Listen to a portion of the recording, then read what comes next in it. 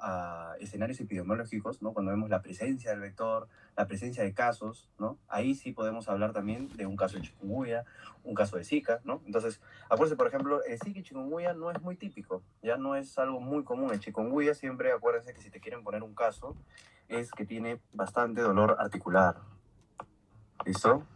Dolor articular, dolor muscular, ¿no? Pero se van a orientar obviamente más en lo que es dolor articular.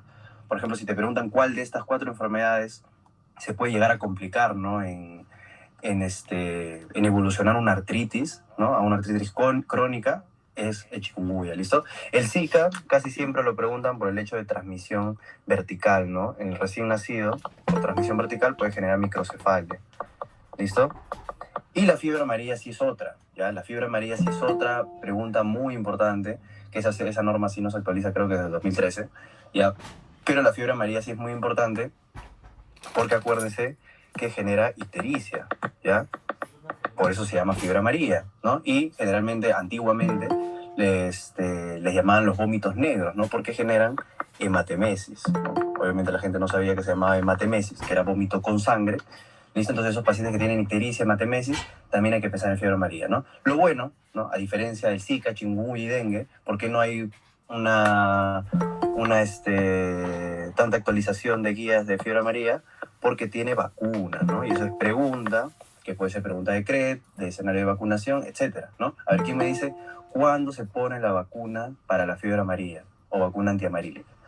Muy bien, a los 15 meses, ¿no? Entonces, esa vacuna es la vacuna antiamarílica, la famosa vacuna antiamarílica, que como es de virus, ¿ya? Los que estuvieron, bueno, en la clase de norma técnica de VIH y todo esto, que siempre decía, está contraindicado las vacunas de virus, ¿listo? En todos los pacientes inmunodeprimidos, ¿ya? Entonces, obviamente, esta vacuna está incluida, pues, ¿no? La vacuna SPR, la vacuna viral de polio, ¿listo? Y la vacuna de... No, rotavirus no, porque rotavirus, como es oral, no está contraindicada. Pero SPR, ¿no? BCG, cuando es de bajo peso, antiamarílica, sí está contraindicada en cualquier paciente que te ponga inmunodeprimido. ¿Listo? Entonces, 15 meses. Ahora, la gran pregunta, acuérdense que es una vacuna por la cepa 17D, ¿listo? La gran pregunta es, ¿cuándo se pone o no? Cuando, o sea, ya me han dicho de 15 meses. ¿Cuándo te pones la vacuna? Cuando vas a ir a una zona endémica de dengue. O sea, imagínense que te dicen que ustedes, ¿no? Bueno, no sé de qué ciudad son cada una, pero cuando van a ir a una zona endémica, ¿por cuánto tiempo? A ver, primero la pregunta, ¿por cuánto tiempo te protege la vacuna? ¿Cuánto tiempo te protege la vacuna? ¿Un año? ¿10 años? Ya. Lo que tienen que saber es que la vacuna te protege de por vida. ¿Listo? O sea, si me preguntan de frente cuánto tiempo me da inmunidad la vacuna, es de por vida. ¿Ya? Ahora, otra pregunta es que te digan, si tú vas, como ustedes están diciendo, a una zona endémica de fiebre amarilla, ¿listo? Lo primero que te van a decir es que te lo tienes que poner 10 días antes, ¿ya? Mínimo 10 días antes, si fuera el caso, que no te has vacunado de niño, ¿no? No sabes tu esquema de vacunación, perdiste tu carnet, tu mamá perdió tu carnet, 10 días antes, ¿listo? Y lo otro es que si igual, si vas a ir a una zona endémica, sería bueno un refuerzo a los 10 años, ¿listo? Pero como les digo, en sí la vacuna te da una inmunidad de por vida. Entonces simplemente, como les digo, la norma técnica te lo dice como un refuerzo, nada más, un refuerzo, ¿ya? Entonces, perfecto, saben eso de la fiebre amarilla, entonces no nos vamos a desviar, sigamos con dengue, ¿no? Entonces, eso es Aedes aegypti, ¿listo? Pero si yo les hablo de otros vectores importantes, ya para terminar acá con los mosquitos, ya, otros vectores importantes, ya, es el Anopheles, ¿listo? Y la Lutzomía. Son los otros mosquitos importantes acá en Perú, ¿no? El Anopheles, ¿qué transmite? ¿Quién me dice? ¿Qué enfermedad transmite el Anopheles? Muy bien, la malaria, ¿no? La malaria o el famoso paludismo. Es lo mismo, ¿listo? En cambio, la lutzomía, ¿qué enfermedades transmite? Enfermedades, ¿ah? Son 2 enfermedades que transmite.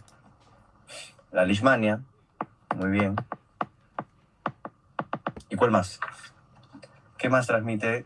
Muy bien, la bartonelosis, ¿listo? O, acá yo les pongo mejor, enfermedad de Carrión, ¿listo? Para que nunca se confundan. Porque la enfermedad de Carrión, porque deben saber que ¿por qué se llama enfermedad de Carrión? Porque fue la Bartonella, ¿listo? La Bartonella bacilliformes, que se autoiniculó Carrión, pues, ¿no? Que todos se saben esa historia.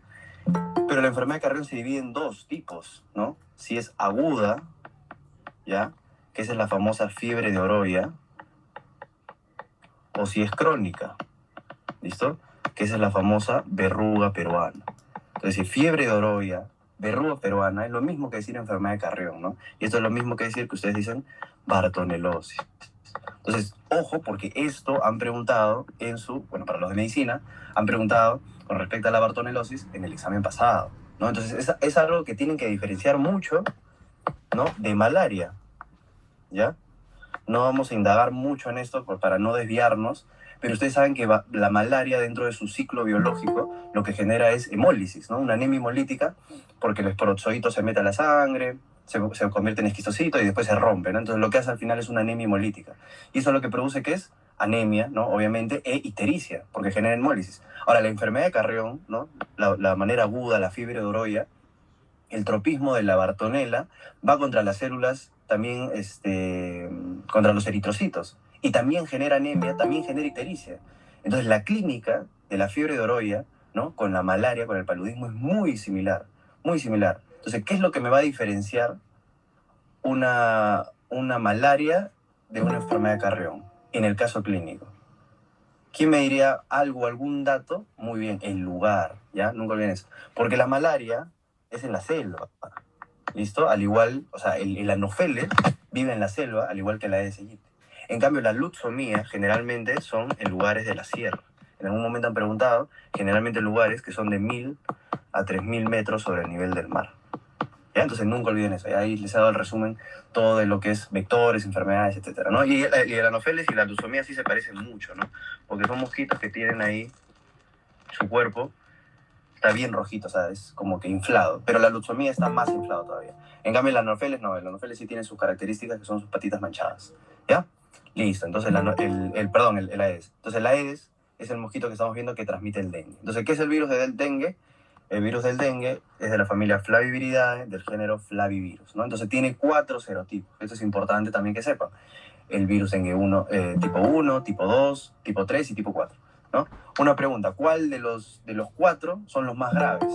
Porque al final la única manera de nosotros ver qué tipo de dengue es con PCR, ¿listo? Y al final vamos a ver que la PCR es la mejor prueba, tiene mayor especificidad, mayor sensibilidad. Entonces, si en tu puesto, bueno, centro de salud, porque puesto no tiene laboratorio, en tu centro de salud o en tu hospital tienen PCR, es lo mejor, ¿no? Entonces, lo más grave, muy bien, son el dengue tipo 2, son el tipo 2 y el tipo 3, ¿listo? Entonces, otra cosa que también deben recordar siempre es que una vez que una persona tiene dengue, crea inmunidad específica contra ese serotipo de por vida, ¿listo? O sea, el que tú viajaste a Iquitos, ¿no? A visitar y todo y te da dengue, ¿no? Te haces tu PCR, todo, fue un dengue leve y fue dengue tipo 1, ¿no? Entonces tú de por vida vas a tener inmunidad contra el dengue tipo 1, ¿listo? Ahora, ¿qué es lo malo? Que se genera una inmunidad, ¿no? Por un tiempo, ¿no? Por un mes generalmente, relativa a los otros tipos. Pero luego de ese mes, si te da nuevamente otra vez dengue, por otro tipo, o sea, digamos por el 4, no necesariamente que sean los graves, pero digamos por el 4, va a ser un dengue más severo, ¿listo? Y ese es el factor, que alguna vez han preguntado también una pregunta en NAM, el factor más importante para tener un dengue grave, ¿no? Que lo vamos a ver ahorita que es un dengue grave o un dengue con signos de alarma, o sea, pero que sea de mal pronóstico, es tener el antecedente de haber tenido dengue. ¿Listo? La única manera pues que te pongan una pregunta muy específica de que has ido de Iquitos, has vuelto y a las 2 semanas has volvido a viajar, pues no sé, a la Amazonía. Entonces, pero no, pues generalmente estos casos son de gente que ha ido, ¿no? A una población, se ha contagiado de dengue, pasó todo chévere, regresó a su ciudad, otro tiempo nuevamente visita la selva y le da eso, ¿no? Sí, Flor, ¿quieres preguntar algo? ¿No? Ahí va. Listo, entonces continuemos. Entonces, eso es importante. Ahora, existen proteínas estructurales, ¿no? Que son obviamente la estructura del virus. Acuérdense que este virus, ¿qué tipo de virus es? ¿Es un virus ARN? ¿Es un virus ADN? Es un virus ARN, ¿no? Acuérdense, yo siempre lo digo cuando hago mis clases de microbiología, para que no sean tanta bola, ¿no? Pucha, acordame este es ARN, este es ADN, acuérdense los que son ADN, ¿ya? Acuérdense los que son ADN, que son los virus del herpes, o sea, todos los virus del herpes son ADN, la hepatitis B, ¿listo? Y papilomavirus y el parvovirus, ¿listo? Esos son los virus ADN. De ahí todos los demás virus, todos los demás, de importancia obviamente, son ARN, ¿listo? Chikungunya, Zika, dengue, ya no sé, coronavirus, VIH, o sea, todos son ARN, ¿listo? Entonces, para que nunca se olviden. Solo acuérdense los que son ADN, que son los que les he dicho, ¿ya? Entonces, dentro de las proteínas estructurales, la más importante, bueno, en fisiopatología, no tanto ahorita vamos a ver, es la envoltura, ya que alguna vez han preguntado. Y las proteínas no estructurales, no se tienen que aprender todas, pues, ¿no? NS1, NS2A, NS2B, no. NS1 es la única proteína estructural, no estructural, perdón, importante que deben aprender, porque esta la vamos a utilizar como prueba diagnóstica. ¿Listo? ¿Cuándo me aparece la NS1? ¿Cuánto tiempo de evolución ha tenido que pasar para que yo pueda detectar la NS1? ¿Alguien sabe? Lo vamos a ver. Menos de 5 días. ¿Listo? Entonces, eso también ha sido pregunta en algún momento, ¿ya? Si tienes un caso de dengue, ¿no? Un caso probable, ¿no? Y han pasado menos de 5 días desde que ha comenzado la fiebre, le puedes pedir antígeno NS1. Pero si ya ha pasado más de 6 días, ya por las puras. Ahí van a pedir serológicos, ¿no? IgM. ¿Listo? Ya. Y ahora vamos a lo que es cómo se transmite, ¿listo? Porque eso te puede preguntar. Una cosa es el periodo de incubación, porque ahí te podrían confundir. Si a mí me dicen periodo de incubación del mosquito o periodo de incubación del humano, fácil, ¿no? Pero una cosa es el periodo de incubación... Ah, bueno, acá te parece. El periodo de incubación extrínseca, ¿ya? ¿Cuál es el periodo de incubación extrínseca? ¿El que se da en el humano o el que se da en el mosquito? Con la imagen que están viendo. La extrínseca, ¿cuál es? ¿En el mosquito o en el humano? Ya, en el mosco, pues no está bien. Entonces el mosquito se alimenta y adquiere el virus, o sea, pica al humano, ¿listo? Y se genera este periodo de incubación que generalmente es de 8 a 12 días, ¿listo? Con un punto medio de 10 días. Es lo que se demora en obviamente tener el mosquito. Y luego el mosquito nuevamente transmite el virus al humano, ¿no? Y esto se le llama periodo de incubación intrínseca. O sea, esta es la que somos nosotros. Muchas veces han preguntado cuánto es el periodo de incubación en el humano, de 3 a 14 días, ¿no? Es importante porque algunas bibliografías les puede aparecer, esto te lo estoy diciendo de la norma técnica, ojo, algunas bibliografías te puede decir de 5 a 7 días, ¿ya? Que no está mal, o sea, también es el rango más corto. Pero me parece importante que sepan que es de 3 hasta 14 días, porque cuando nosotros hablamos de casos probables, decimos que haya viajado, y ahí tal cual se los he pegado de la norma técnica, que haya pasado o que haya venido de una zona endémica al menos en los últimos 14 días, ¿no? Porque te están dando el máximo del periodo de incubación, ¿no? Y esas son cosas que también les van a preguntar, acuérdense. Periodo de incubación es el periodo desde que te infectas, ¿no? Porque una cosa es infectividad, ya desde que te infectas hasta que comienzas a presentar síntomas, ¿no? Infectividad es la propiedad de un germen y parásito virus de colonizarse, pues, ¿no? Patogenicidad es la probabilidad de generar una enfermedad. ¿Y virulencia? ¿Qué es virulencia? ¿Alguien sabe? De que sea grave, ¿ya? De generar una enfermedad grave. Entonces, eso es con respecto a terminología básica de enfermedad, pues, ¿no? Listo. Entonces, así es como se transmite el virus, ¿ya? Ahora, si yo te pregunto, a ver, por ejemplo, todos estos virus, ¿no? Me parece siempre, como les digo, sacar un excepto, ¿no? Todos estos virus o estas enfermedades, ¿no? Por mosquitos, siempre son por inoculación, ¿no? Inoculación directa del mosquito, ya sea por anofheles, la lutzomía, el Aedes. ¿Qué enfermedad es por autoinoculación?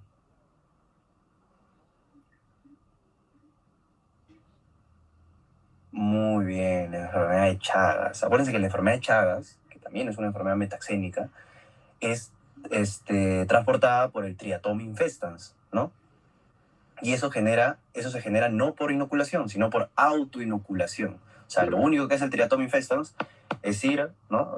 Tu mano, él va, ¿y qué hace ahí? Se hace la caca, ¿no? Se hace caquita aquí, vamos a poner de marrón. Ahora no tengo marrón. Ya, así. Se hace la caquita ahí, pero lo deja ahí. ¿Pero qué hace? Te rascas, muy bien, te rascas y generas erosión y tú mismo te autoinoculas, ¿no? Entonces la autoinoculación es por el Triatom infestans. ¿Listo? Que eso es la enfermedad de Chagas. ¿Listo? Entonces, eso es importante. ¿Ya? Sigamos. Entonces, acá viene lo más importante. O sea, de todas las diapositivas que vamos a ver, esto es yo quiero decir, el 60-70% de probabilidad de que vengan preguntas en su examen, ¿no?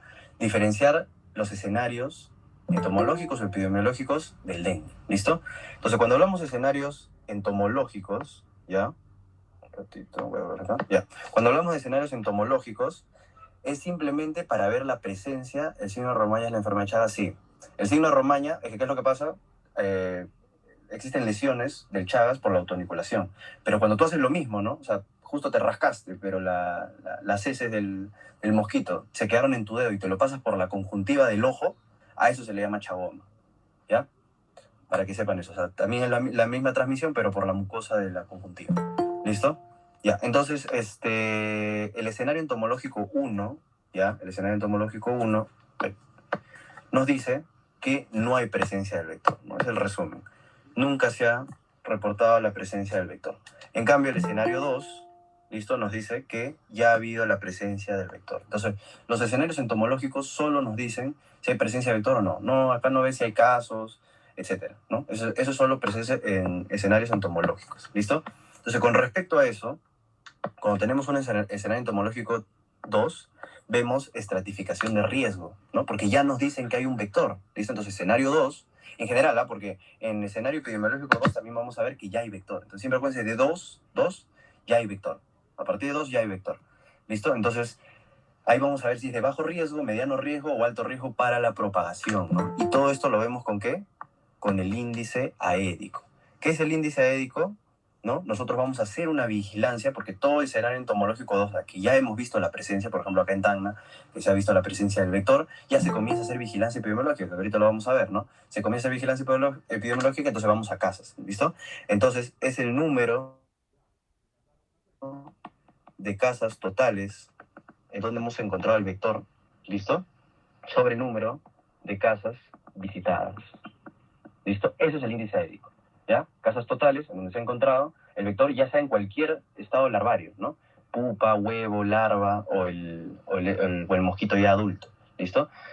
Y bajo riesgo vamos a decir cuando el índice aédico es menor del 1%, ¿no? Muy bien, mediano riesgo del 1 al 2% y alto riesgo mayor o igual al 2%, ¿listo? En algún momento han preguntado estos escenarios también de qué color son, ¿listo? Entonces, el escenario entomológico 1 que no tiene presencia de vector es gris, ¿ya? Es gris. También había un escenario que te ponían que era blanco, que eso ya estabas en un lugar pues, que nada que ver, que no está ni cerca a una zona de dengue, ¿no? Pero vamos a mejor desde gris, ¿listo? Que no hay presencia de vector, ¿no? Si es de bajo riesgo, como el semáforo, van bajando, pues, ¿no? Es verde. Si es de mediano riesgo, es de color amarillo. Y si es de alto riesgo, algo malo, ¿no? Es de color rojo. ¿Listo? Entonces, eso con respecto a los escenarios entomológicos. Esto, lo recalco, esto, no está en la norma técnica del 2024, por si acaso, ¿ya? Pero me parece muy importante, porque muchas veces han preguntado eso.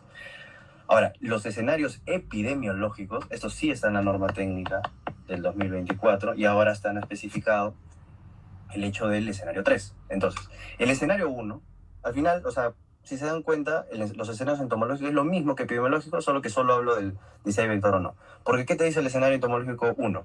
Que no hay vector, ¿listo? No hay presencia de vector y no hay presencia de casos. ¿Ven? Es lo mismo, ¿ya? Pero acá también te pueden decir que podría haber casos importados, ¿no? ¿Qué es un caso importado? Y lo han preguntado. Es un caso de dengue, ¿no? O cualquier enfermedad por arbovirus que no es de la zona, o sea, que ha venido una persona pues, de visita, entonces no se ha transmitido en la población, ¿listo? En el escenario 2 hay dos maneras de verlo, que es que ya hay presencia del vector, como les decía, ¿no? Ya hay presencia del vector. El escenario 2 ya te dice que hay presencia del vector, como les digo, para que no se confundan con el entomológico. Solo que en un caso vamos a poner que no hay casos, ¿listo? Y en el otro que hay casos, pero como les digo, importados, ¿listo? Positivo, casos importados, ¿ya? La definición de la norma técnica específicamente solo te dice que el escenario 2 y no hay casos autóctonos.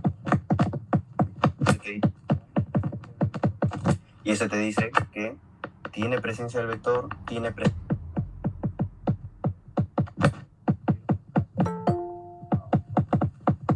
o sea que la transmisión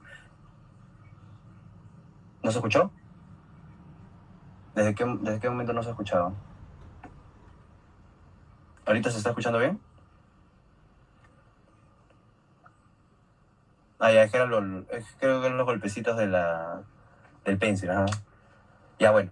Pero sí se entendió, ¿no? Entonces, escenario 1 no hay vector. Escenario 2, según la norma, la definición, presencia de vector, pero no casos autóctonos, ¿listo? Y escenario 3, presencia de vector y casos autóctonos, ¿listo? Pero ahora yo les pongo esto para que vean las actividades, ¿ya? Porque también eso es muy preguntado. En el caso de uno, ¿ya? En el caso 1, te dice que simplemente se tiene que hacer vigilancia entomológica, ¿ya? Eso es algo para que sepan. Así tu ciudad no tenga dengue, tienen que saber que siempre hacen vigilancia entomológica, ¿ya? Solo que acuérdense que esta vigilancia entomológica, por ejemplo, en las viviendas, se hace trimestralmente, ¿ya? Trimestral. Y generalmente te dicen que al menos al 10% de las viviendas, ¿ya? Y las ovitrampas, acuérdense, las ovitrampas son un tipo de control, te pueden preguntar, pasivo. ¿Ya? ¿Qué son las ovitrampas? Poner ahí estas cositas para ver, obviamente, si crecen huevos, ¿ya? Pero no es que tú vas y vas a buscar el vector y todo eso, ¿listo? Entonces son pasivos. Entonces, en eso de vigilancia entomológica, hablamos, por eso les digo, viviendas, 10% de las viviendas, del total de viviendas al menos, pero se hace trimestralmente, ¿ya? Ahora, otra cosa que también es que esta vigilancia entomológica se hace por una brigada, ¿listo? Entonces, esa brigada tiene que estar compuesta por 5 a 6 personas, por si acaso, ¿listo? Ya, lo otro es cuando ya estamos en el escenario 2, ¿no? Entonces acá cambia, ¿ya? Porque en el escenario 2 ya hay vector, ¿listo? Entonces en el escenario 2, obviamente, las actividades van a cambiar. Cuando es el caso de que hay vector, pero no hay casos, ¿listo? Por ejemplo, acá en Tacna, yo les pongo el ejemplo, no se han visto casos todavía, pero ya hay la presencia de vector, ¿qué hacemos? Una vigilancia entomológica igual, pero de las viviendas mensual, ¿ya? Mensual. Y hacemos control focal, ¿listo? ¿Qué es control focal? Hacer actividades con respecto a, ahorita las actividades que vamos a ver, o sea, ¿cuáles son los focos en donde aparecen estos mosquitos? O sea, para ustedes, el resumen, si ustedes te dijeran cuáles son focos o nexos donde aparecen estos mosquitos, ¿qué pensarían? ¿O qué dirían, pues, no? Parques, más específico, o sea, cosas que tienen que evaluar, ya, muy bien, agua estancada, ¿listos? Aguas estancadas, pozos, ¿no? Reservorios de agua. Yo me acuerdo que en mi examen de NAM me vino sobre un ciclón, ¿no? Y que hizo estas cosas y obviamente tenías que pensar con respecto a una enfermedad de este tipo, ¿no? Entonces, eso es importante. Entonces, el control focal ya es hacer actividades con respecto a eso, ¿ya? No solo ya vigilancia a las casas, ¿ya? Y cuando hay la presencia, ¿no? Cuando hay un caso importado, ya hacemos control adulticida. ¿Ya? ¿Qué es control adulticida? Y acá es lo que tienen que entender, que esto ya es lo que hacemos la famosa fumigación, ¿no? Fumigación, o también llamada, ojo, nebulización. ¿No van a estar viendo nebulización y todos decir que tienen problemas respiratorios? No, es lo mismo, ¿ya? Control adulticida, fumigación o nebulización, es lo mismo, ya es fumigar ahí, porque ya estamos viendo casos, ¿no? Ya hay la presencia de casos, entonces ya hacemos eso, ¿listo? Pero acá, por eso recalco acá, le pongo que este control de adulticida son en cercos entomológicos. ¿Qué significa en cercos entomológicos? En un radio de 150 metros. Ya, muy bien, Karen. En un radio de 150 metros. Entonces, solo hacemos control de adulticida o sea, el caso importado que tenemos en su radio de 150 metros. Nada más, ¿ya? En cambio, en el paciente, en el escenario, que es escenario 3, que tiene vector, que tiene casos autóctonos, ¿no? Entonces acá ya hacemos todo, pues acá hacemos vigilancia entomológica, hacemos lo de las viviendas, las ovitrampas, el control focal, control adulticida, pero acá sí en todas las viviendas, ¿ya? Por eso ahí les especifiqué cercos entomológicos en que era caso importado. En el otro hacemos todo, ¿listo? Entonces eso es algo muy importante. Como resumen, podría decirles que en el caso de que no hay escenario, ¿no? En el caso de que no hay vector, solo vigilancia entomológica, ¿no? Vigilancia de casas. Cuando ya vemos la presencia del vector, ya tenemos que hacer control focal, ¿ya? Control focal. Y cuando ya hay la presencia de casos, ahí se preguntan, ¿es un caso importado? Si es un caso importado, ya se hace control adulticida, pero con cerco entomológico. Y si es un caso, pero autóctono, hacemos adulticida, pero ya en todas las casas, ¿no? Como resumen, ¿ya? Y lo otro es que les dije que el escenario 3, ahora Disculpa doctor, para la evaluación mensual de las viviendas, también es el porcentaje de viviendas aumenta en los casos importados. Ya, bueno, la primera pregunta que dice con respecto al 10% de las viviendas, no. Ya, ahí me faltó comentarles que ya se hace al 100% de las viviendas. ¿Ya? En los casos importados solo se hace control adulticida. No, eso quería, bueno, se supone que todo esto es más esto, ¿ya? O sea, en el caso que dice vector con caso importado, es igual, vigilancia entomológica, control focal y control adulticida, ¿ya? Por si acaso. ¿Listo? Ya. Entonces, está bien que pregunten porque, como les digo, es algo que es cajón van a preguntar. ¿Listo? Y el escenario 3, ya el escenario 3, lo dividen en estos tres, que es escenario 3 brote, escenario 3 epidémico y escenario 3 endémico, ¿no? Pero como yo ya sé que ustedes son expertos en epidemiología, ya saben lo que es un brote, ya saben lo que es epidémico, ya saben lo que es endémico, ¿no? Entonces, brote es que en un área geográfica hay presencia de casos autóctonos, ¿no? Porque ya estamos hablando de escenario 3, casos autóctonos, que se limitan pero solo a una unidad geográfica, ¿listo? Acá, bueno, por definición, yo sí les recomiendo que verían que, por ejemplo, brote te dice solo una unidad geográfica. En cambio, epidemia, hay presencia de casos autóctonos a más de una unidad geográfica, ¿listo?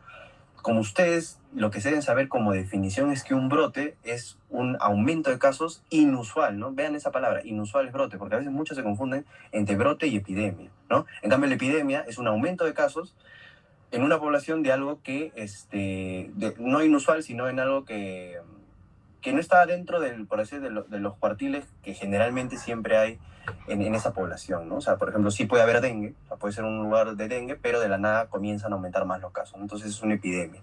En cambio, brote es algo inusual, ¿ya? Como para que diferencien, porque veo que a veces son unas preguntas que se pueden confundir. ¿Listo? Y endémico, ya bueno, endémico sí es sencillo, endémico es que ya tiene la presencia en forma permanente, o sea, es un lugar que es endémico en esa enfermedad, ¿no? Ya hay cantidades esperadas, ¿listo? Entonces, eso con respecto a los escenarios. ¿Hay alguna duda, chicos? Porque como les digo, eso es lo más importante. ¿Alguien no entendió algo? ¿Alguien le quedó una duda? Normal, pueden aprender el audio y preguntar. Todos correcto, correcto, perfecto. Al final, ¿puede haber brote en un lugar endémico? No, pues. Un lugar, ya no puede haber brote ahí, pues. Si mira, buena pregunta con respecto a lo que he explicado. Si hubiera un aumento de casos en un lugar endémico, a eso se le llamaría una epidemia, ¿ya? Pero no es que va a haber un brote. Un brote sería en un lugar que no hay casos, ¿ya? ¿Qué les iba a decir? Ya, que no he puesto preguntas acá, o sea, en el PDF, porque al final he hecho un Kahoot, ¿no? Para que participen, que sea de una manera más didáctica. Y a los tres primeros, pues, se van a dar su premio de la noche de 10 solcitos a los tres primeros lugares, ¿no? Entonces, obviamente, estén atentos para que puedan ganar eso. ¿Listo? Ya. Seguimos con definición de casos de dengue, ¿ya? Entonces, esto es otra cosa, esto es lo segundo importante, en importancia. Las dos diapositivas que más deben saber es esta y esta, ¿listo? Entonces, tenemos caso probable, acá les voy a poner también que antes, por si acaso, y como definición en general, en cualquier enfermedad te van a preguntar en algún momento, caso sospechoso, ¿ya? El caso sospechoso es aquel caso que solo vean fiebre, ¿ya? Que te digan fiebre.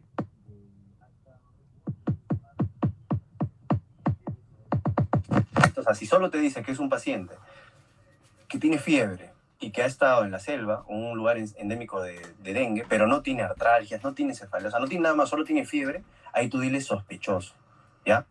Pero en la norma técnica actual, o sea, a partir de acá, te dicen que ya de frente hablan de probable, porque acá ya te están diciendo los signos y síntomas, ¿no? Entonces, el caso probable de dengue lo vamos a dividir en sin signos de alarma, en con signos de alarma y en dengue grave, ¿listo?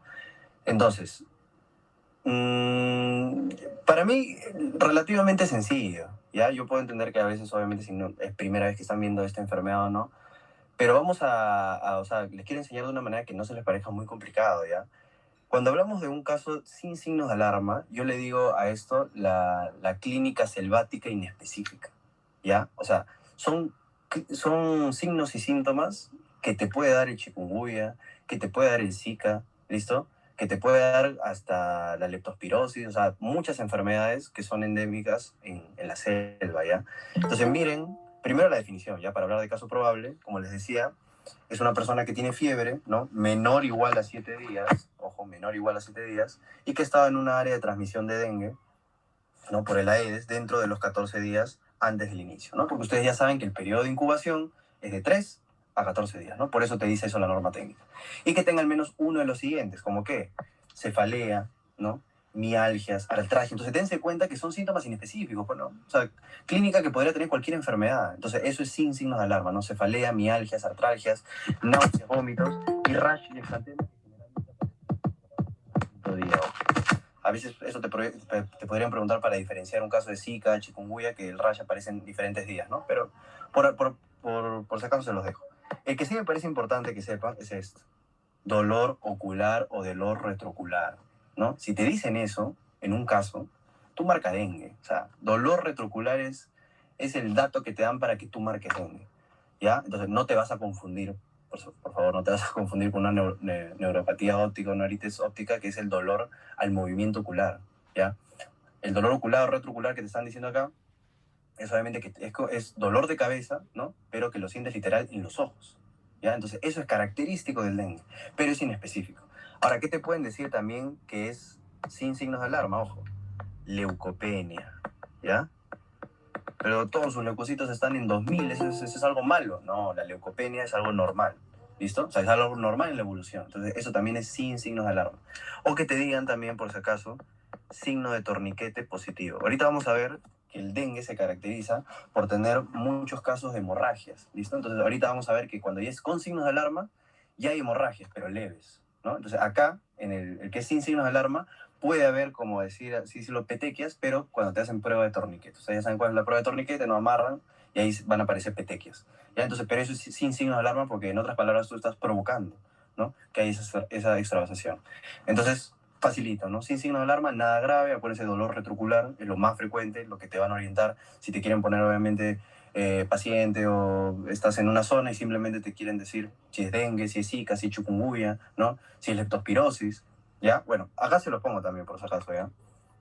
Un resumen de lo que son metaxénicas, porque si les hacen una pregunta con respecto a ¿cómo se llama? A que te digan cuál es su probable diagnóstico, ¿no? Acuérdense, dengue, dolor retrocular. Chikungunya, como les dije, que especifique mucho el dolor articular, ¿ya?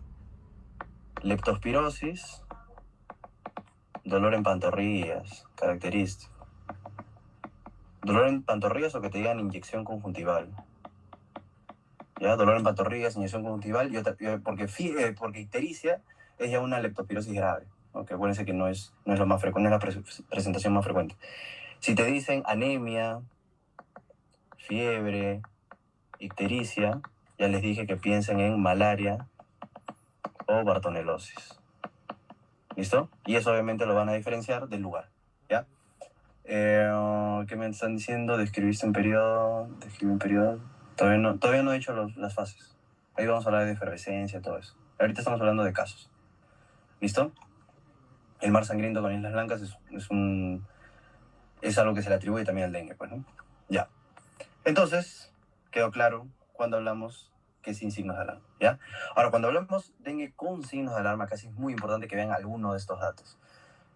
Generalmente, cuando te ponen con signos de alarma, no te van a poner uno, te van a poner dos, tampoco son tan malos, ¿ya? Así que ojo con esos. ¿Cuáles son los signos de alarma, no? O sea, el concepto es lo mismo, ¿no? Paciente con fiebre menos de 7 días que está en un lugar endémico de los últimos 14 días. Es lo mismo, ¿no? Y que presenta ahora uno de estos, vómitos persistentes, ¿listo? Que te diga que el paciente vomita. Generalmente te dice 3 vómitos, listo, en una hora, por si acaso. En la norma técnica te lo pone más de 3 vómitos en una hora o más de 4 en 6 horas, ¿no? O sea, que bien maleado porque más de 4 en 6 horas, o sea, sería un corte un poquito más alto, yo pondría, ¿no? Pero ya, bueno. Dice más de 3 en una hora o más de 4 en 6 horas, ¿listo? Sangrado de mucosas o piel de cualquier tipo, pero sangrados leves, como les decía, acá puede haber, pues, por ejemplo, gingivorragia, ya que eso fue, creo, una pregunta que les pusieron a los de odontología, ¿listo? Entonces, paciente con gingivorragia, ¿no? En una zona endémica, hay que pensar eso, ¿no? Gingivorragia, como les decía, petequias, ¿no? No estoy diciendo torniquete, sino que ya aparezca en el paciente petequias, ¿listo? Epistaxis, ¿no? Sangrados, pero sangrados leves, ¿ya? Alteración ya mental, ¿no? Letargia, inquietud, irritabilidad. No te estoy hablando también que ya está yéndose al coma, sino simplemente ya hay un deterioro de la conciencia. Derrame seroso, esto es lo importante. El dengue, ¿ya? El dengue dentro de la fisiopatología, no me quiero ir mucho, lo que tienen que saber es que la palabra clave...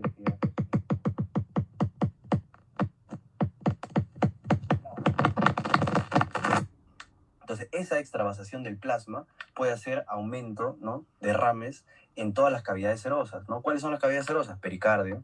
Entonces puede hacer un derrame pericárdico, puede hacer un derrame pleural, puede hacer ascitis, ¿listo? Esas son las 3 cavidades serosas que siempre deben recordar.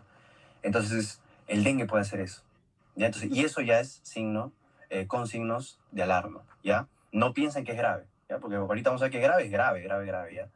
Lipotimia, recuerden que lipotimia es... ¿Cuál es la diferencia? A ver qué me dice. ¿Cuál es la diferencia entre una lipotimia y un síncope? Porque la lipotimia es, todos le dicen desmayarse. Pero ¿cuál es la diferencia entre lipotimia y síncope? ¿Alguien sabe eso? Claro. El síncope es con pérdida de la conciencia. La lipotimia no. La lipotimia tú estás sintiendo cuando ya te vas a caer, ¿ya? Entonces es una diferencia para que ustedes cuando redacten, ¿no? El paciente ha tenido síncope o lipotimia. ¿Ya?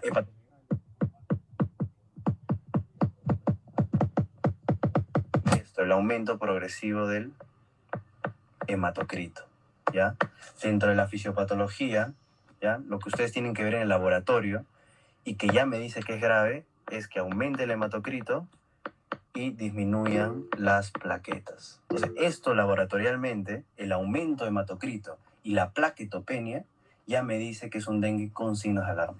¿Listo? O sea, ya me estoy yendo a lo grave posiblemente. Hay que tener cuidado. ¿Listo? Entonces, eso es con signos de alarma. Y el caso probable de dengue grave, es que tenga shock, pues. Shock hipovolémico. ¿Por qué shock hipovolémico? Porque estamos diciendo que va a tener bastante sangrado, bastante hemorragia, y aparte que hay extravasación del plasma. O sea, para los que no saben o no entienden esa extravasación del plasma, es que el líquido, obviamente, de los vasos sanguíneos se vaya hacia afuera, pues, ¿no? Entonces, obviamente genera un shock hipovolémico porque no hay sangre en el vaso. ¿Listo? Genera paciente con síndrome de dificultad respiratoria, de estrés respiratoria, ya es grave, ¿no? O sea, estamos hablando de que el dengue grave ya tiene falla multiorgánica. Mejor, ¿ya? Es un paciente con shock y con falla multiorgánica, ¿no? Por eso les pongo shock hipovolémico, ¿no? Dificultad respiratoria, que lo pueden tomar como una falla respiratoria, ¿ya? Sangrado grave, ¿no? Acá ya no estamos hablando, pues, de epistaxis, petequias, ¿no? Gigiborragia, estamos hablando ya de hematomas, posiblemente un hematoma cerebral, hemorragias cerebrales, ¿listo? O sea, sangrados ya más severos, hemorragia digestiva alta, ¿listo? Cualquiera de esos que te pongas una hemorragia, que estás perdiendo gran cantidad de sangre, eso ya es grave, ¿listo? Y finalmente, compromiso grave de órganos, que hasta en la norma técnica te pone que lo evalúes con el Bishop, ¿no? Entonces, pero generalmente los 3 órganos que siempre tienen que acordarse es cerebro, hígado y corazón. ¿Listo? En el corazón hace miocarditis, que es un paciente que obviamente tiene infradesnivel del ST y elevación de enzimas cardíacas, ¿ya? A nivel hepático hay que evaluar TGO, TGP, ¿no? Y a nivel cerebral hay que ver la escala de Glasgow, pues, ¿no? Entonces, estos son los 3 órganos que más se afectan por el dengue. ¿Listo? El cerebro, el hígado y el corazón, ¿no? Entonces, se dan cuenta que el dengue grave es porque ya tiene una falla multiorgánica, ¿no? Falla multiorgánica, shock, o sea, si quiero resumirlo, es un paciente o que está en shock, o con falla multiorgánica, o que te diga que tiene un sangrado severo. ¿Listo? Hemorragia digestiva alta, como les dije, hematomas, hemorragias intracerebrales, qué sé yo, pero ya es severo. ¿Listo? Entonces, eso todo lo que hemos hablado está en este cuadro resumido. ¿Listo? Es lo mismo, ¿ya? Lo quería poner así como para resumir, pero dije mejor lo escribo para que lo tengan ahí. Entonces, esas son las definiciones de caso de dengue, ¿ya? Entonces, pregunta de examen. Porque de acá vamos a ver lo que es que el que es sin signos de alarma lo manejamos, los escenarios de tratamiento lo vamos a manejar como A. ¿Listo? Como A o como B1, ¿ya? Porque ahora, como les digo, en la norma técnica del 2024 ahora hay B1, B2. ¿Listo? Pero que es el B1 sin signos de alarma, pero con factores de riesgo. Y ahorita vamos a hablar de eso, ¿ya? El que es con signos de alarma lo vamos a manejar como B2. Y el que es grave lo vamos a manejar como escenario C. ¿Listo? Entonces, por eso es importante. La gestante, a ver, buena pregunta, a ver, mira, ahí se están contradiciendo. ¿Qué es la gestante? ¿Qué escenario sería gestante? B1, B1, B1, B1, B1. B1, la gestante es B1. O sea, independiente, o sea, si yo te digo, es una gestante sin signos de alarma, ¿no? Pero es gestante, ya es B1. O sea, es sin signos de alarma con factores de riesgo. La gestación se considera factor de riesgo, ¿no? Por ejemplo, ese es algo que antes, en la norma técnica, como no había esta diferencia de escenarios, te decían que una gestante la tenías que valorar como signos de alarma, por ejemplo. ¿Listo? Claro, niños menores de un año, adulto mayor, comorbilidades, todo eso, vamos a ver que es B1, ¿ya? Paciencia, paciencia. Listo, entonces, ahora vamos a ver los otros dos casos, que es caso confirmado. Básicamente, caso confirmado es que la persona con caso probable, de las que hemos hablado, tenga prueba de diagnóstico, ¿ya? Cualquier prueba de diagnóstico positivo, ¿no? O confirmado, eso sí me gustó, confirmado por nexo epidemiológico. Generalmente cuando nosotros vemos un caso confirmado, obviamente lo relacionamos a que tenga una prueba positiva. Y eso en la mayoría de enfermedades, ¿no? Porque esto de casos, no se les van a preguntar en dengue, ¿no? Eso de caso probable, caso sospechoso, caso confirmado, le pueden preguntar en general cualquier enfermedad. Entonces, el hecho de que sea caso confirmado, ustedes siempre relacionanlo a que tenga prueba positiva. Si ya tiene una prueba positiva para la enfermedad, yo puedo decir confirmado. Pero acá en dengue, ya tenga confirmación por nexo epidemiológico. A ver, ¿alguien sabe lo que es confirmación por nexo epidemiológico? ¿Ha leído esto? ¿Quiere participar? ¿Qué es confirmación por nexo epidemiológico? ¿A qué le suena? Pues dice nexo epidemiológico. Es un paciente, ¿ya? Que tal vez no haya salido con pruebas positivas, ¿listo? Pero que en el entorno que habíamos dicho de los 150 metros, ¿no? O en la población, haya casos confirmados de dengue. Entonces, lo toman como un nexo epidemiológico. O sea, no tendrá pruebas, pero si es un paciente que es altamente probable, o sea, que tiene la clínica de dengue, está el paciente ahí que le duele el ojo, ¿no? Y su vecino ya ha sido confirmado de dengue, eso se le dice confirmación por nexo epidemiológico, ¿no? O sea, claro, una causa como, ¿ya? Muy bien. Listo.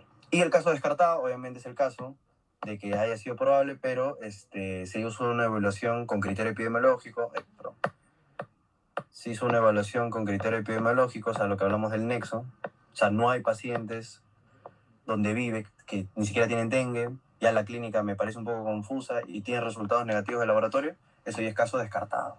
¿Ya? Listo, perfecto.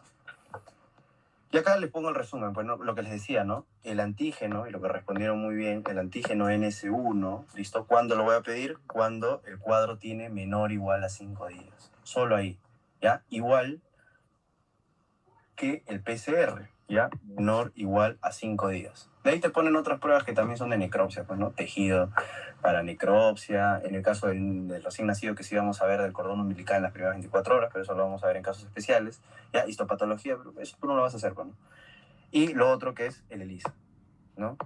El ELISA, ¿no? Las pruebas IgM, IgG, que generalmente obviamente lo que se le hace a pedir es IgM, porque es un cuadro agudo, que es cuando ya el paciente tiene un tiempo de enfermedad mayor a 6 días. ¿Listo? Entonces eso es lo que tienen que saber, no se tienen que memorizar todo lo demás. Como les dije, cuando lean la norma, cuando estén estudiando para este examen del ENCAPS, vean lo que ustedes tienen que hacer en el servicio, en su puesto, ¿ya? O en su centro, ¿ya? Como médico general. Entonces, si tienen una evolución menor a 5 días, NS1. O prueba molecular porque es lo mejor. Pero si ya tiene un tiempo de evolución, doctor, ya hace 9 días que tengo fiebre, solo que estaba muy lejos de la posta, ELISA IgM, ¿no? Obviamente si eres 1 o 2, pues referencia, porque no vas a tener nada de eso. Pero igual te lo van a preguntar, ¿no? Porque se pueden ir a un 1-3. ¿Listo? Entonces, ¿ha quedado alguna duda de estas 3 diapositivas? Que es como les digo, lo más probable que les vayan a preguntar. ¿Todo quedó claro? Perfecto. Listo. Ya terminamos, ya vamos a terminar. Entonces, acá, bueno, acá les he dejado medidas de promoción de la salud, porque a veces preguntan estas cosas, más que todo entra salud pública, ¿ya? Que hay tanto educaciones para la salud, que ahí les estoy poniendo desarrollo de sesiones educativas y demostrativas de prácticas saludables, de eliminación de criaderos, para prevenir el dengue, ¿no? Consejería en las visitas domiciliarias, con respecto a prácticas, ¿no? Y ahí es donde les decía todas las prácticas que hay para prevenir, ¿no? Que es con respecto a lo que ustedes mencionaban de, por ejemplo, lavar los depósitos de agua, evitar que se acumule agua, ¿no? Por ejemplo, la norma técnica que te dice que tienes que cambiar el agua de las flores, ¿no? Imagínense que pregunten eso, no creo. Pero cada cuántos días, a ver, ¿cuánto creen que dice en la norma técnica que tienes que cambiar las aguas de tus flores? A ver, ¿cuánto creerían? La norma tiene que cambiar el agua de flores cada diario. 3 días se dice. Yo también lo lógico quería diario, pues si puedo diario, diario. Pero no, ahí te dice cada 3 días y también limpiar el borde. Pero esas cosas pues ya... ¿Quién te va a preguntar eso, pues, no? Sí, en la norma dice 3 días, ¿ya? Entonces es importante. Utilizar repelente, ¿ya? Eso sí me pareció interesante, que cuando dicen utilizar repelente, obviamente para los zancudos, es que sean repelentes que tienen dietilmetatoluamida, así lo ponían, ¿ya? ¿Dónde está? ¿Ya? Metildietilmetatoluamida, ¿ya? Al 15%, ¿listo? Pero no, tampoco les van a preguntar eso. Entonces, pero ahí se los dejo, ¿ya? Y la participación comunitaria, que también es importante. Entonces, esta imagen es bonita porque ahí están todos los lugares, ¿no? Donde pueden ser reservorio del dengue, ¿no? Entonces, son las cosas que tienen que hacer con respecto a que les dije cuando hacemos en la vigilancia entomológica, ¿no? El control, ahí tenemos que también enseñar esas cosas, ¿listo? Ya, perfecto. Y esas cosas obviamente ustedes sí tienen que aprender ya a florear a su población, pues, ¿no? Bueno, no florear, sino enseñarles, porque ellos no saben, ¿no? Y decirles, tienen que hacer esto, laven su esto, cambien el agua, cierren su recipiente, etcétera, ¿no? Ya. Ahora vamos con, bueno, esto va dentro de la evolución, por si les preguntan, ¿no? Es lo que justo algunos estaban hablando, que la evolución tiene una fase febril, tiene una fase crítica, y tiene una fase de recuperación. ¿Listo? ¿Qué es la fase febril? Es la fase de la viremia, ¿ya? Es la fase donde hay mayor viremia. Por eso es el paciente cuando tiene más fiebre, pues. Por eso se dice que la fase febril generalmente son en los primeros 5 días, ¿ya? En los primeros 5 días es la fase febril. Y esto han preguntado alguna vez en el ENAM o presentado, ¿cuándo es la fase crítica? Generalmente, ¿en qué días es la fase crítica? Del cuarto al quinto día. Entonces, eso es muy importante, ¿no? Porque si, digamos, comienza un paciente con fiebre, ¿no? Llega a los 2 días de que tiene fiebre, sabes que, no sé, pues vives en la Amazonía, sabes que tienes casos de dengue que todas las semanas ves, ¿no? Y te dice que ha comenzado hace 2 días.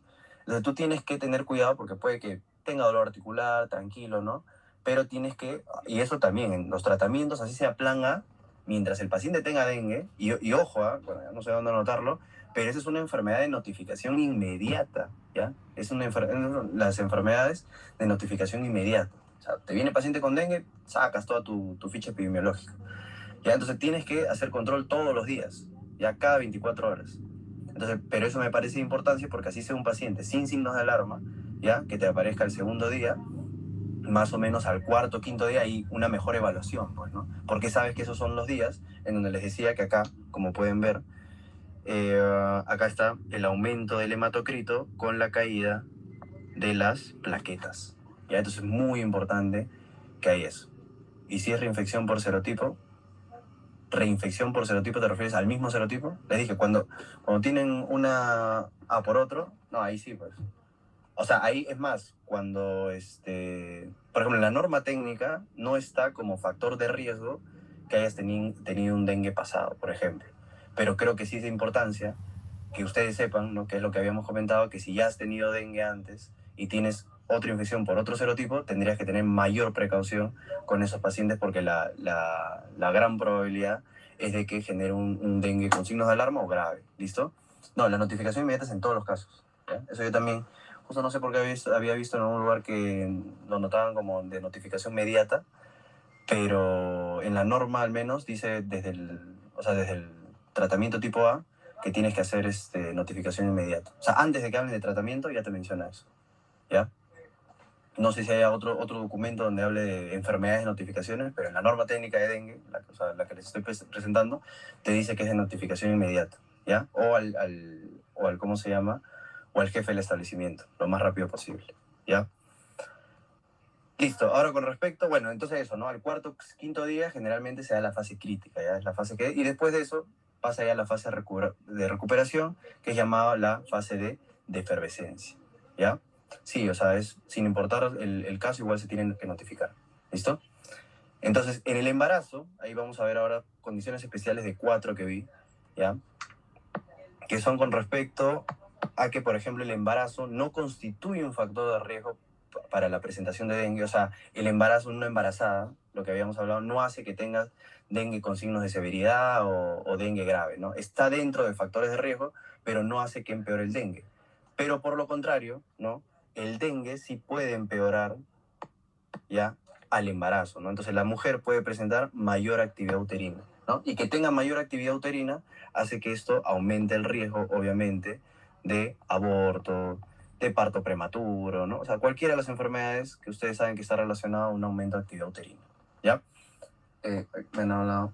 Chicos, no olviden, bueno, para los que están nuevos, que para que yo les comparte el video de la clase, siempre repito, la dinámica es que suban a sus historias parte de la clase, ¿no? Y me etiqueten, ¿ya? ¿Qué más decía? Esto es importante, esto me pareció muy importante para los que están repasando también para el residentado, que las características fisiológicas del embarazo pueden dificultar el diagnóstico, ¿no? ¿Y esto por qué? ¿Por qué es tan importante? Porque acuérdense que en el embarazo, ¿qué hay en el embarazo? ¿Hemodilución o hay hemoconcentración? ¿Quién me dice? Dentro de los cambios fisiológicos. Hemodilución, ¿ya? ¿Cómo me buscas en IGE? Como doctor Bisueta. Hemodilución. Y acuérdense siempre que es porque aumenta, ¿no?, el volumen plasmático y también aumenta el hematocrito, o sea, aumentan los dos.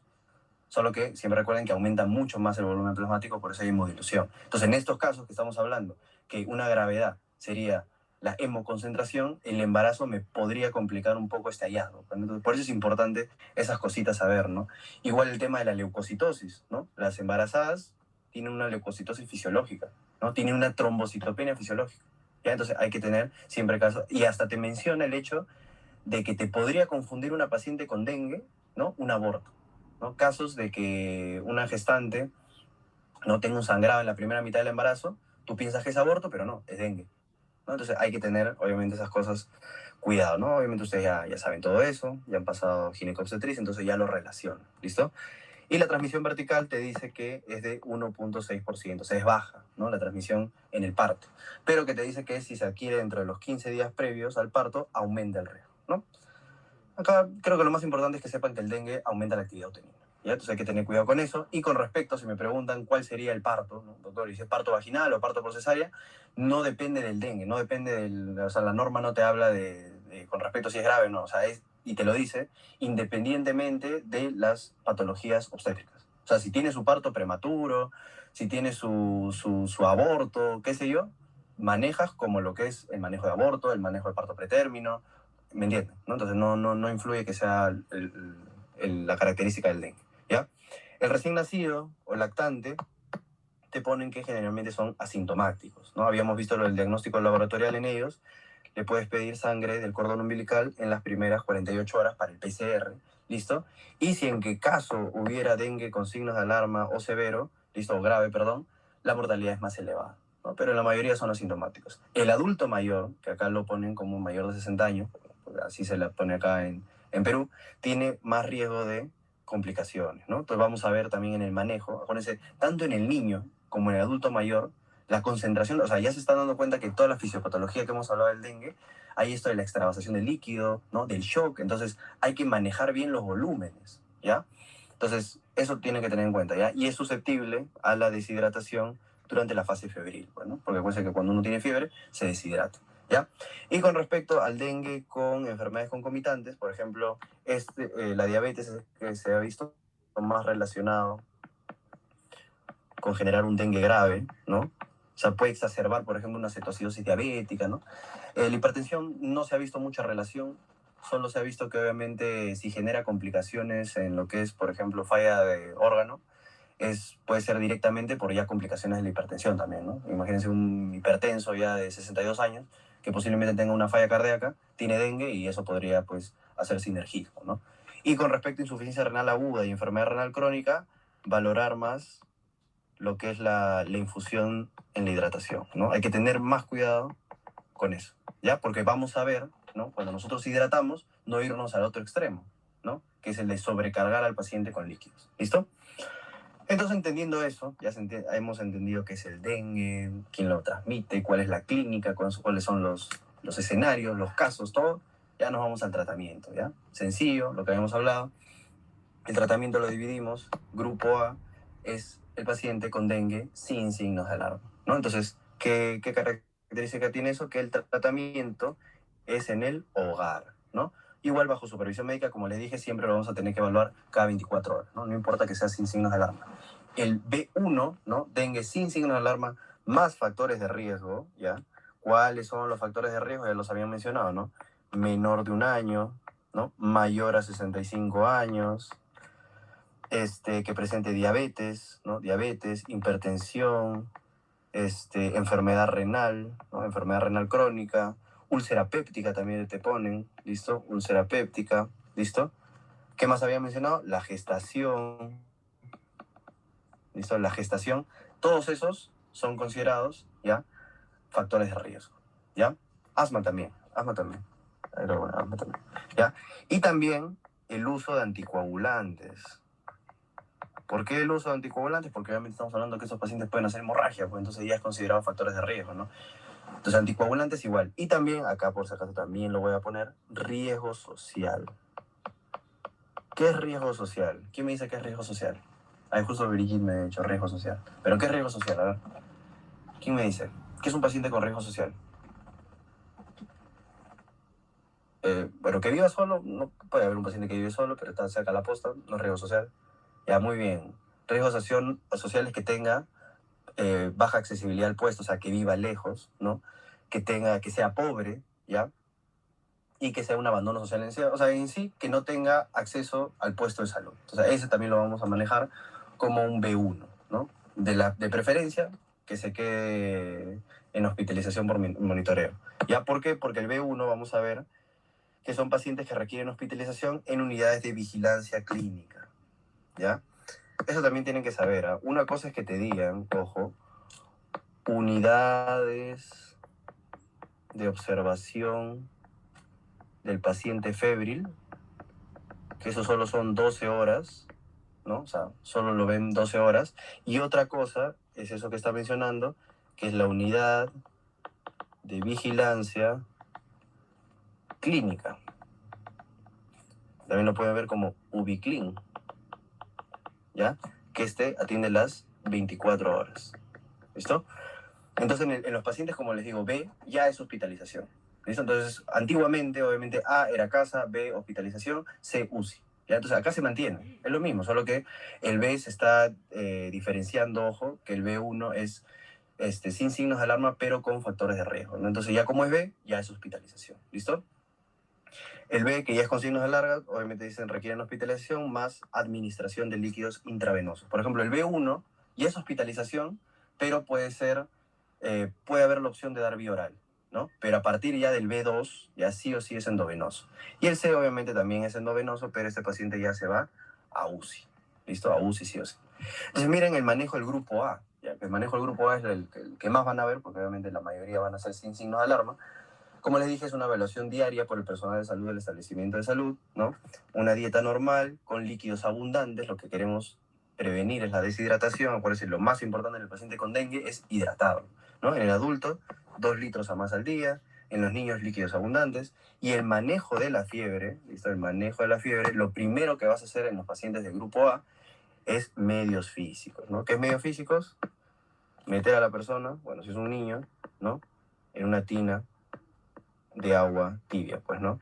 La tina de agua tibia tiene que estar a menor temperatura o a mayor temperatura del niño. O sea, digamos, si te pusieran con una temperatura de 36 grados, ¿cuántos grados tendría que estar? Menor, pues, ¿no? ¿Cómo se le llama eso? ¿Cómo se llama esa transmisión de calor que le está pasando el cuerpo al agua? ¿Mm? Muy bien, conducción. Conducción, ¿ya? Conducción es cuando tú pasas de un cuerpo de mayor calor, de un lugar de mayor calor, a algo de menor calor. Entonces, eso es lo que estás haciendo. Digamos, el chibolo está con 37,5 de fiebre, entonces tú lo metes en agua tibia, que esté, pues, ¿no? De 35 así, y obviamente tú le estás pasando la temperatura. ¿Ya? Eso es conducción. Y es algo muy importante que ustedes tienen que saber también en el momento de atención de un recién nacido, ¿no? ¿Por qué crees que se ponen mantas calientitas al niño cuando sale, pues, ¿no? Porque obviamente estás evitando la pérdida de calor por conducción, ¿no? En ese caso, estás haciendo que la manta caliente tenga mayor temperatura, entonces estás haciendo que el niño no pierda calor, ¿ya? Entonces, eso es importante. Entonces, lo primero son medios físicos, y luego, luego, Si no baja con eso, ya se le puede prescribir paracetamol, ¿no? Su famoso acetaminofén, ya saben las dosis, me imagino de memoria. En el adulto de 500 miligramos a 1 gramo, ¿no? Cada 6 horas, cada 8 horas. Acuérdense, no pasarse de 4 gramos diarios. En el niño de 10 a 15 miligramos por kilo, no pasarse de 75 miligramos por kilo al día, ¿no? Eso ya lo tienen que saber. Y acá importante evitar la automedicación, ¿no? ¿Qué no se da? Ya es importante. ¿Qué no se da? No den jamás corticoides. No den jamás metamizol. En la norma técnica sí te estipulan metamizol endovenoso, porque te ponen ahí todavía. Según la OMS se ha visto que hay ciertos casos con evaluación clínica que le puedes dar metamizol vía oral, ¿ya? Pero metamizol no le den. Y obviamente AINES tampoco. ¿Quién me dice? Estas son las preguntas que me gustan. Que yo, ojalá cuando esté rotando al hospital, voy a hacer esta clase de preguntas. ¿Por qué no se le da AINES? Por el COX. ¿Pero qué? Pues, o sea, expliquen bien qué tiene que ver con el dengue. O sea, por ejemplo, para las personas que están de acá de enfermería y no saben ese mecanismo de acción del AINES, ¿no? ¿Cómo lo podrían explicar? Riesgo de sangrado gástrico. Porque los AINES, entre sus propiedades, es un antiplaquetario. Acuérdense que todos los AINES tienen las mismas funciones, ¿no? Antiinflamatorio, antiagregante plaquetario, ¿no? Porque ese es antiagregante, ojo, antiagregante. Es diferente antiagregante con antiadherente, ¿no? Entonces, antiagregante, antiinflamatorio, disminuye obviamente el antipirético, solo que diferentes AINES tienen más potencia en ciertas acciones. Por ejemplo, la aspirina tiene más efecto en lo que es antiagregación plaquetaria, dependiendo de la dosis. Entonces, eso es muy importante porque hemos visto que en el paciente con dengue, en la fase crítica, aumenta el hematocrito y bajan las plaquetas. Entonces, obviamente no le voy a dar AINES, pues. ¿Listo? Por eso, ese es el porqué, ¿no? Ya me están diciendo, o sea, ya el mecanismo de acción es obviamente inhibe la vía de la ciclooxigenasa, pero para que se entienda en términos simples, ¿no? Con lo que ustedes tienen que explicar es, en su enfermedad bajan las plaquetas. No se le puede dar AINES porque los AINES son antiagregantes plaquetarios también. ¿Listo? Entonces, eso es muy importante. Ya, y el paciente durante la fase febril permanece debajo del mosquitero, ¿no? Que es una de las indicaciones. ¿Listo? Sencillo. Entonces, resumen, manejo grupo A, en su casita, hidratación, vía oral, ¿no? Fiebre, medios físicos, si no ya su paracetamol. Ahora vamos con el manejo del grupo B. Ya, el manejo del grupo B, como les decía, ya de preferencia va a ser en hospitalización. Vamos con una cosita, pero es hospitalización. ¿Listo? La hidratación te dicen que puede ser con agua, con sales de rehidratación oral, ¿no? Pero es hidratación, ¿sí? Ya, porque, o sea, a diferencia, por ejemplo, de un cuadro diarreico, el paciente no está perdiendo electrolitos, ¿no? Obviamente acá estamos viendo la hidratación por el tema de la efervescencia y la fiebre, pues, ¿no? Pero no es lo mismo, por ejemplo, que un cuadro diarreico, que ahí sí o sí te dicen sueros de hidratación oral, ¿no? Ahí hasta te dicen en la norma técnica que puedes dar sopas, de frutas, es simplemente hidratarlo, ¿ya? En caso del manejo grupo B1 ya decimos que es casita, ¿no? Y se puede dar vía oral o endovenoso, ¿no? Entonces acá les puso, se estimula la ingesta de líquido vía oral y en caso no se pueda dar porque el paciente no bebe o está muy deshidratado, ya damos lo que es endovenoso, ¿ya? Entonces acá la dosis sí me parece importante que sepan, miren, en adultos 2 a 4 mililitros por kilo por hora, ¿ya? En el escenario B1, ¿listo? Y en niños 2 a 3 mililitros por kilo por hora. O sea, es igual, ¿no? Yo la verdad lo pondría casi igual. Entonces, eso es con respecto al B1. Ahora, el B2, ya casi me parece importante, ya es sí o sí hospitalario endovenoso, ¿no? Porque acá lo que vamos a prevenir, ¿no? Y ahí te lo dice en la norma, el objetivo es prevenir el shock. Si ustedes van a la norma, esa parte, que me demoré como media hora en leerla para al final decirles que lo que tienen que saber solo es el inicio, porque, o sea, quería ver si había algo más importante. Te ponen, pues, si el paciente responde, cambiar a tal esto, si no responde, repetir, ya. Bueno, como yo les dije, ustedes tienen que saber lo que tienen que hacer en el puesto de salud en ese momento. Entonces, lo único que tienen que saber acá es cuánto es la dosis al ingreso, ¿ya? ¿Por qué? ¿Qué es lo que te dice la norma? Cuando ingresa el paciente, y acá se los he puesto porque son diferentes escenarios, por ejemplo, en el adulto y en la gestante, acá te pone. Cuando es severo, cuando es dengue severo, hay una cosa es el adulto y hay otra que es para la gestante. Acá te dice adulto y gestante igual. ¿Cuánto se le da? 10 mililitros por kilo por hora en una hora. ¿Listo? Te dice ahí, si responde bien, si responde favorablemente, se cambia esto a 5 a 7 mililitros por kilo por hora en 2 a 4 horas. Pero obviamente por lógica, uno que redacta preguntas, ustedes creen que al paciente, bla, bla, bla, se le da 10 mililitros por kilo por hora, responde bien, ¿cuál sería la segunda infusión? No, pues. Además, también por lógica, como les digo, siempre acuérdense lo primero, porque ustedes van a hacer eso. O sea, cuando llegue el paciente, ahí sí, que roche, pues no saber y estar buscando ahí en tu día, ¿no? Entonces, ¿te acuerdas eso? 10 mililitros por kilo por hora, le transfundes en una hora, y después ya vas a tener una hora para decir, uy, ahora, ¿cuánto tenía que transfundirle? Ya, le abro mi norma técnica y comienzo a ver, o sea, tranquilos, ¿ya? Entonces siempre lo primero, no se vayan así, no, quiero aprenderme toda la norma técnica, no, lo primero, ¿ya? En lo que es en el niño, ya en el niño, es 5 a 7 mililitros por kilo por hora, ¿ya? Igual en la primera hora. ¿Listo? Entonces, esto, acuérdense, ¿cuánto es la infusión en el grupo B? Ya, 10 mililitros por kilo por hora en el adulto, 5 a 7 mililitros por kilo por hora en el niño. Y en el adulto mayor, miren, también es igual que el niño. Porque les dije tanto que el adulto mayor como el niño no se les puede hidratar tanto, ¿no? Entonces 5 mililitros por kilo por hora por hora. Ya, ahora, ¿qué te dice? Y eso también resumen, en todos los escenarios, ¿ah? En el niño, en la gestante, en el adulto mayor. Si falla, esto no es lo mismo. Si falla, o sea, o no mejora, o sea, no mejoran los signos de severidad, no mejora el volumen urinario, por eso acá les he puesto que acá es muy importante ver la velocidad de infusión de flujo urinario, hay que verlo cada hora, al menos las primeras 4 o 6 horas. Acuérdense, los adultos, tengo que ver que sea mayor a 1 cc por kilo por hora, y en los niños, mayor a 1.5 a 2 cc por kilo por hora, así te lo ponen en la guía, ¿ya?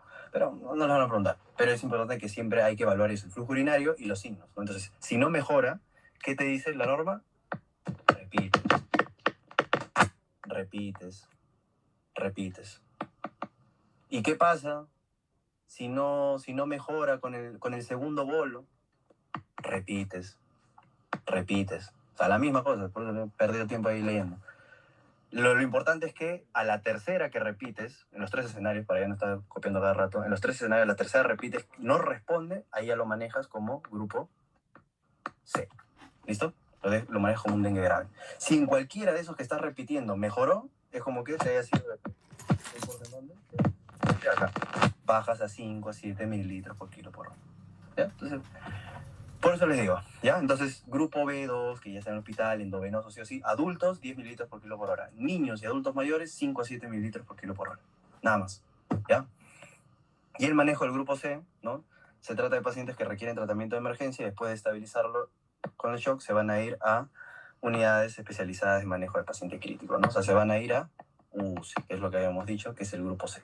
Entonces, pero cuando te llega tu posta, acá, miren, en lo que es el adulto, ya obviamente se maneja como shock. Y ustedes nunca olviden que paciente con shock, ¿no? El adulto es 20 mililitros por kilo por hora. Eso está en la guía de sepsis y todo eso, ¿no? Eso no cambia nunca. ¿En cuánto tiempo? En 15 a 30 minutos le tienes que meter todo ese volumen. O sea, estás manejando un shock. O sea, estos pacientes, ya hemos dicho, el grupo C, ¿cuál era? El paciente que tiene shock, que tiene falla multiorgánica o que tiene sangrado severo, ¿no? Son los pacientes que tienen dengue severo, ¿ya? O dengue grave, perdón, ¿ya? Entonces, pero obviamente van a estar en shock, van a estar en un shock hipovolémico. Por eso siempre recuerden, cualquier tipo de shock, la infusión es 20 mililitros por kilo por hora. Sí, dime, Alexandra. ¿Quieres preguntar algo? No, doctor, respeto. Ya va. Entonces, 20 mililitros por kilo por hora, ¿ya? En el caso, por ejemplo, del niño, igual, 20 mililitros por kilo por hora por 15 a 30 minutos. O sea, se mantiene lo mismo. Niño, adulto, ya hay que sacarlo de ese estado de shock, ¿ya? Lo que cambia es en la gestante, pues, ¿no? En la gestante no la vas a hidratar tanto, es 10 mililitros por kilo por hora, ¿no? O sea, se mantiene la misma dosificación con la que iniciabas en el grupo B2, ¿no? Con la diferencia que acá igual sí es en 15 a 30 minutos. Acuérdense que en el otro es por una hora. Ya acá, como quieres sacarlo rápido el shock, es de 15 a 30 minutos.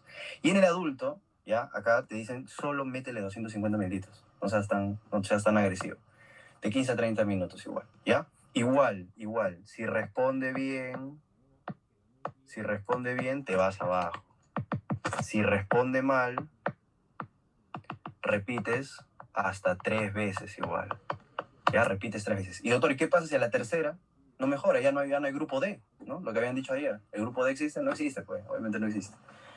¿Qué hago? Ya analizo o veo si voy a usar inotrópicos, ¿no? Porque, o sea, ya lo estoy manejando como un shock, ¿no? Es un inotrópico, noradrenalina, pues, ¿no? Ya veo si le voy a meter noradrenalina al paciente, pero eso ya, pues, como les digo, ya es ya lo más alejado, pues. Posiblemente tú ya ni siquiera estés ahí atendiendo, ya ese paciente ya se fue a UCI, ¿ya?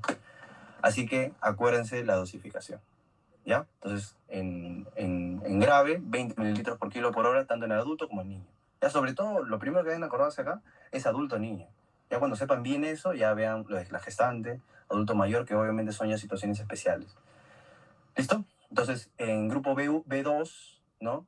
En el adulto, 10 mililitros por kilo por hora en una hora. Y en el niño, 5 a 7 mililitros por kilo por hora por hora. Y en el escenario C, ¿no? En el dengue grave, 20 mililitros por kilo por hora en ambos, ¿no? Pero en 15 a 30 minutos. Rápido. ¿Listo? Entonces, eso fue todo la norma técnica de dengue. ¿Quedó alguna duda? Todo quedó perfecto. ¿Se entendió todo? Listo. Entonces ahora vamos a ver. Ya. Les voy a dar 10 minutos máximo para que se puedan conectar. Les voy a mandar el link. Primero voy a dejar de compartir acá. Y voy a compartir acá. Ya, todos pueden ver la pantalla, ¿verdad? Sí se ve, doctor. ¿Sí? Ya. Ahora puedes Sí, detener sí, la sí. grabación, Ivonne, ¿sí?